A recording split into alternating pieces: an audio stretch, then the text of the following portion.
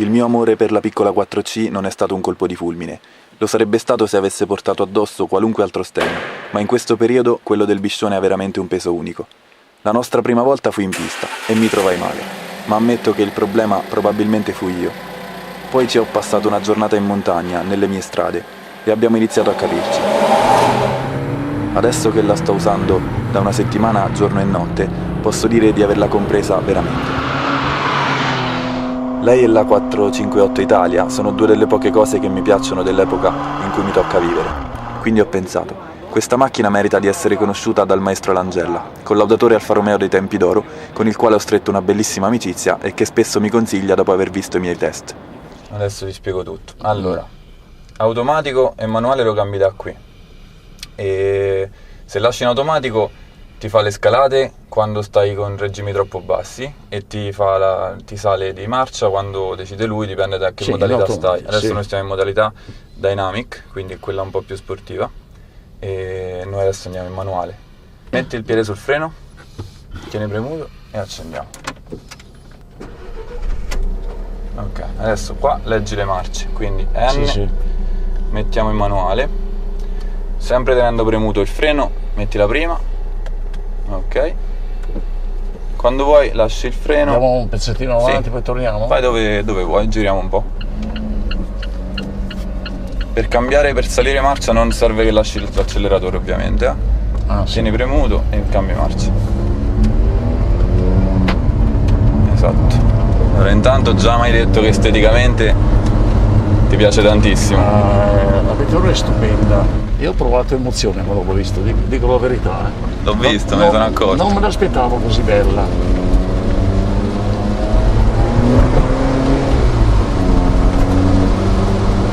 Che dici del cambio? Allora, io è la prima volta che uso una macchina col cambio così.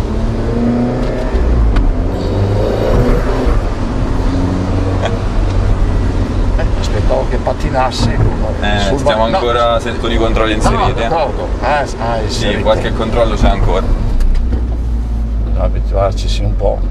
E un'altra cosa che mi ha colpito molto è stato proprio il momento in cui ti siedi in vettura. È chiaro, c'è la difficoltà perché cadi improvvisamente su una panchina molto rigida, però insomma quello che dicevo mi ha colpito è stato anche la bellezza, anche se in fondo è piccolina, ma la strumentazione luminosa. Sì, qualcuno si è lamentato che di notte è troppo forte, ma ecco, sicuramente si potrebbe... Stavo pensando anch'io a quello. Sì, al buio completo è molto forte, però penso che sia anche facilmente risolvibile, insomma. Facciamo un altro giro. Un'altra cosa che ha fatto discutere molti è stato lo sterzo. Allora, spinge, in che senso? Lo sterzo, per il fatto che hanno deciso di farlo senza idroguida, è molto diretto, però per qualcuno è un po' troppo pesante alle basse velocità, un po' troppo. Quello sì, l'ho visto nella manovra, però adesso per quella piccola prova che stiamo facendo devo dire che io non ho sentito questa durezza, questa difficoltà, anzi direi che addirittura tra le dimensioni che secondo me sono adeguate, naturalmente parlo per me, sono adeguate le dimensioni del volante, c'è una bella impugnatura. Sai che mi aspettavo che scappasse via in quella accelerata, e invece no. Perché c'è ancora qualche ancora qualche controllino. Dimenticavo questo particolare. Scappa, Sì, beh, immagino, visto anche il tipo di pneumatici. Allora, sto imparando, Piede sul freno. Perfetto, marcia. Perfetto. Piede sul freno, prima. Perfetto.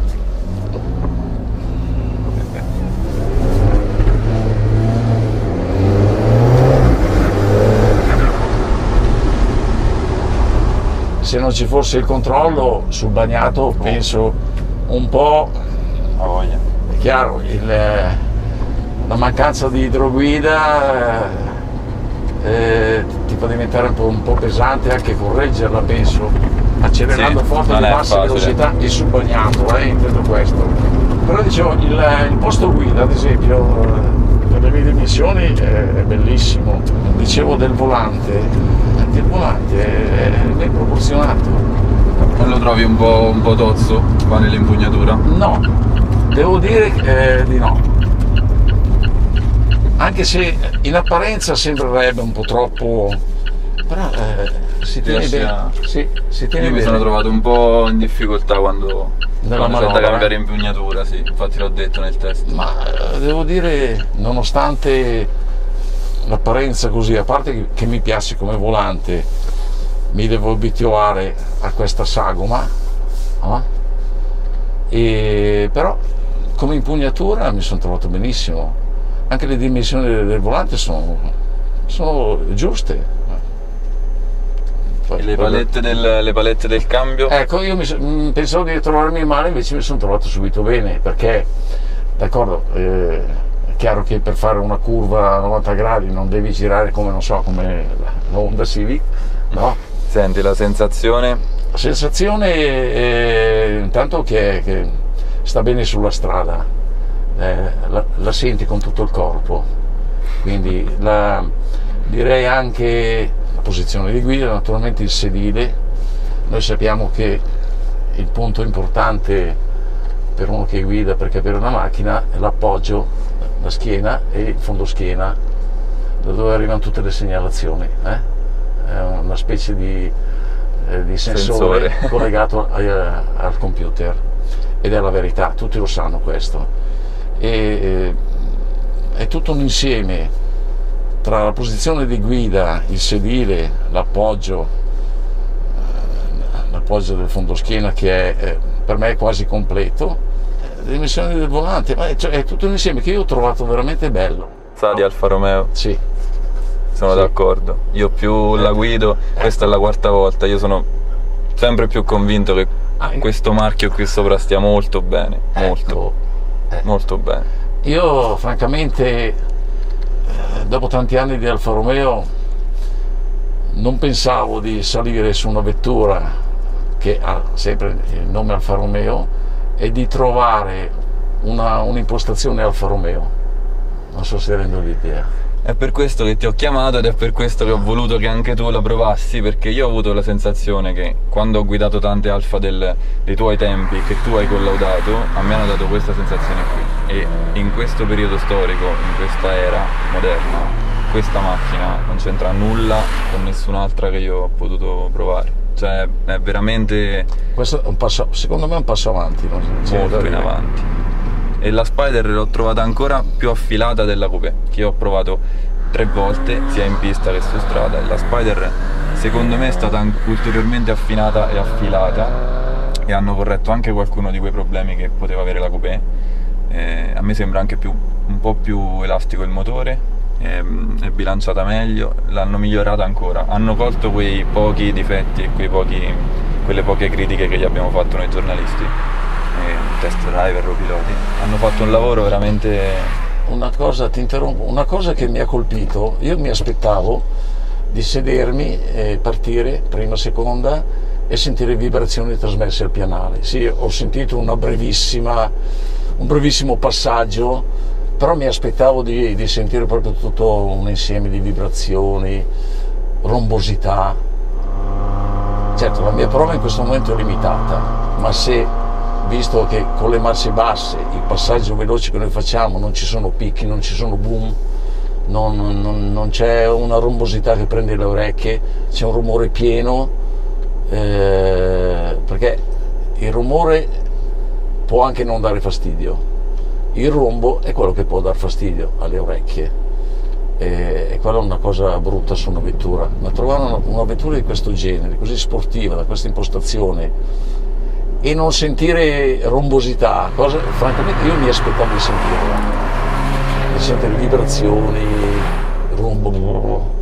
Sì, anche perché le auto della concorrenza, stessa categoria, questo problema ce l'hanno, invece lei è molto più civilizzata. Ecco, quello che io mi aspettavo di trovarla così. Esatto, sul Lotus, no. Non su Porsche, ma sul Lotus questo problema qui è problema, poi non è un problema relativamente. No, anche perché, vabbè, se uno considera che una vettura sportiva è piccola per 2 persone e così via, appunto come io mi aspettavo di trovare questa cosa, invece assolutamente no.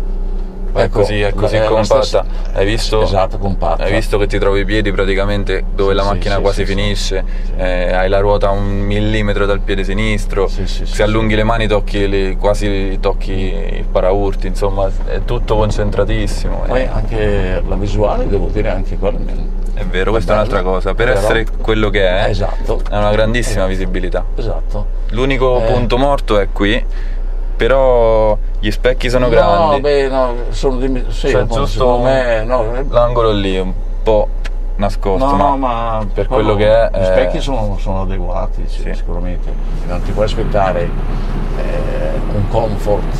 Certo, segue la strada, io me lo dicevi, io sulle giunture della strada è chiaro, è sensibilissimo, però non è che vada a spasso la macchina. No, segue anche nelle accelerate. Io ho provato ad accelerare su un tratto dove c'è la giuntura, nonostante il bagnato, sì, d'accordo, devo ricordarmi che c'è pure il controllo, molto però pochi, ma è così anche senza controlli. È così anche senza controlli. Sì, è difficilissimo farla.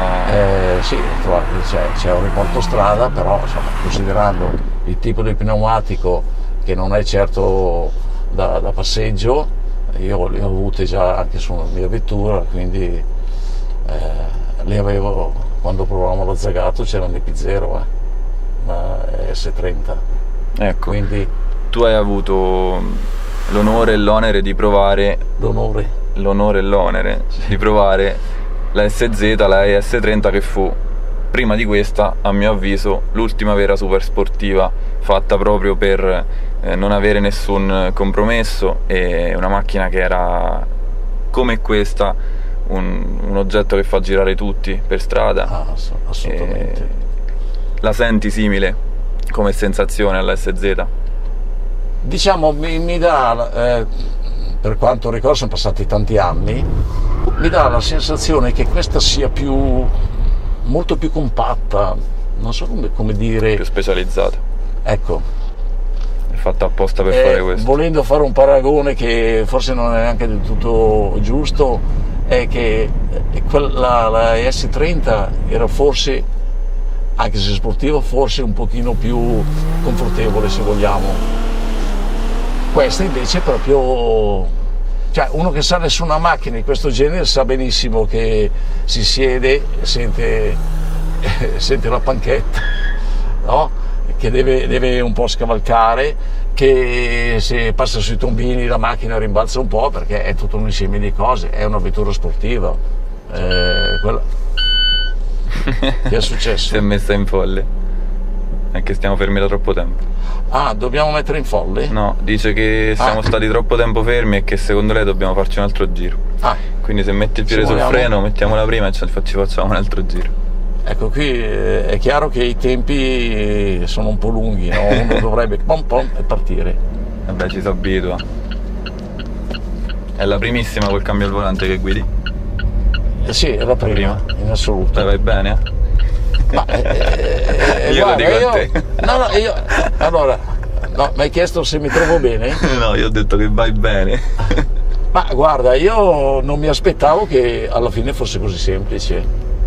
È vero, perché è semplice. È come quando per la prima volta sono salito su un cambio automatico in Alfa Romeo, era la 2000 versione, sai, la berlina, cambio automatico, dico, oh mamma mia, e poi tra l'altro dovevo girare in pista, e dico, mamma mia, dico, adesso come faccio? Che poi lì c'era, sai, per cambiare marcia o usavi il cambio, ma se eri in automatico, per far scalare la marcia, specie nel misto abbastanza stretto, doveva andare in kick down. Vuol dire che prima della curva, anziché frenare, dovevi accelerare se volevi scalare marcia. Era un po', però quando hai fatto l'abitudine, allora facciamo un altro giretto? Sì. Allora, adesso acceleriamo un pochino di più.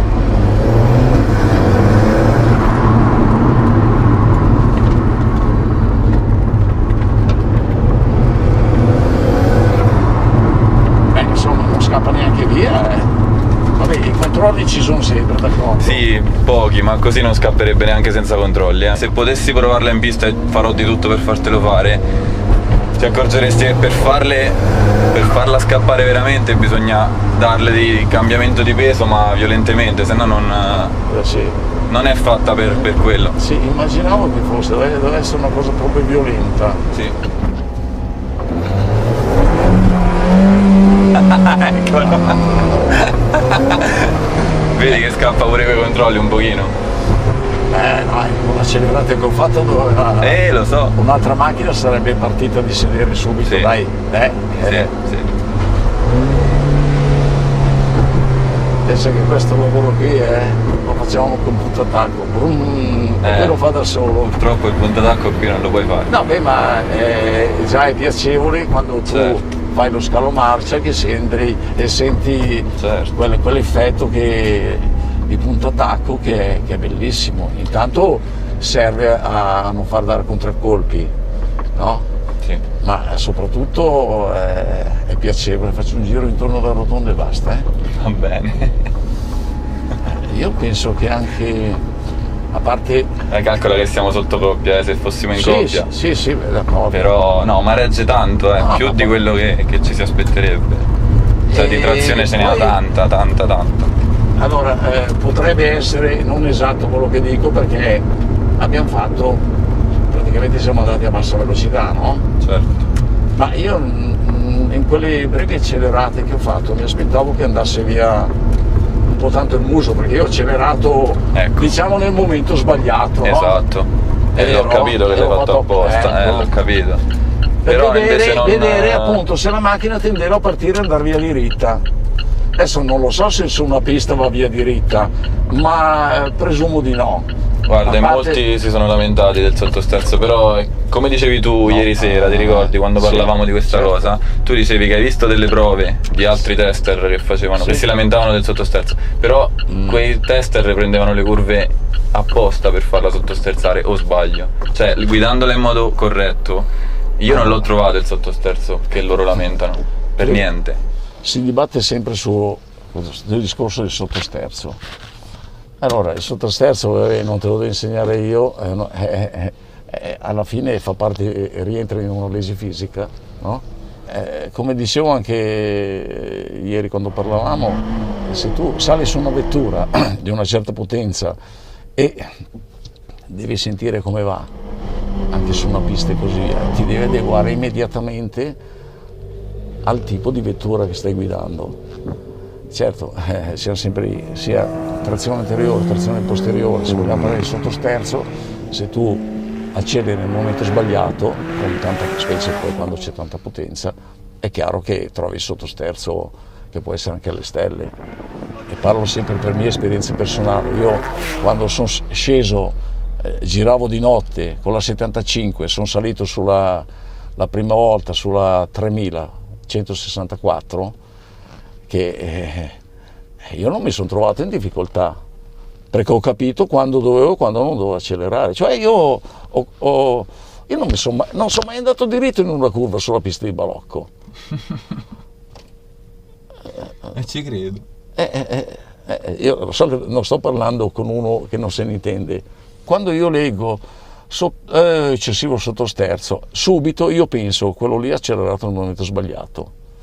Forse perché oggi vogliono un po' che sia tutto semplice e poi però se ne lamentano. Quando gli porti una macchina che non è semplice ma è efficace, non ti puoi più lamentare, capito? Di cosa ti vai a lamentare? Allora, prima era un problema di macchine troppo difficili, l'hanno rese facili, e tu le macchine facili poi cerchi di metterle in difficoltà e non ti va bene anche quello. Questo è un bel discorso. È quello il problema. Macchine difficili che non rese facili. Però devo dire, se facciamo riferimento a questa vettura, ripeto, la mia prova è limitata, no? Però le sensazioni che tu puoi avere schiacciando da come parte, con la potenza che ha sto motore, mi aspettavo reazioni molto diverse, cioè non dico di un comportamento insicuro, però ecco, una difficoltà nel correggerla io non l'ho avuta, devo dire, e siamo sul bagnato e ho anche schiacciato, no? Sì. Quindi confermo la mia sensazione, la linea è meravigliosa. Il posto guida è bellissimo. E hai un e bel guidarla- sorrisetto, eh? Hai Sì, un bel sorrisetto, guidarla- eh? Sì, perché è veramente bella. Hai parlato di Alfa Romeo.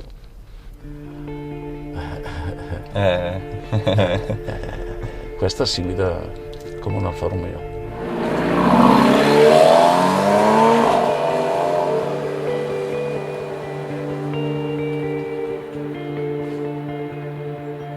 Oggi sono stato io a portare il maestro Langella nella mia epoca. Domani faremo il contrario. Andremo a visitare insieme il Museo Storico di Arese e io me ne starò buono buono ad ascoltare storie di altri tempi.